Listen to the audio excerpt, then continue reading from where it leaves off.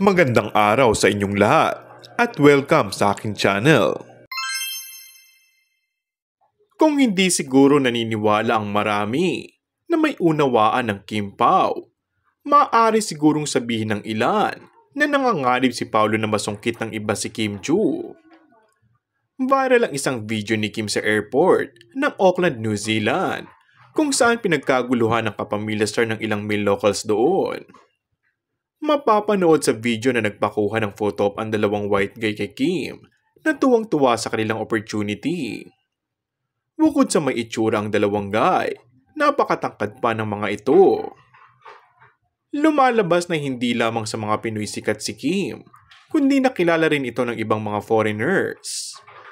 Sabi nga sa subtitle ng photo, iba talaga ang isang Kim Chiu. Siguradong marami pang mga New Zealanders ang gusto ng photo op kay Kim at siguradong marami sa mga ito ang nagnanais na pormahan ng aktres. Pero syempre, naniniwala ang maraming netizens na may naiwang puso si Kim sa Pinas at yun ay kay Paolo. Samantala, tila nakarating naman agad ito sa aktor at tila may parinig sa kanyang mga nakaraang tour. Singa nito ng pagbanggit sa pelikula nila ni Kim para i-promote, ay tila may pag-angkin na ang aktor na sa kanya lang si Kimi at hindi na maaagaw pa ng iba. And that's all for our today's video.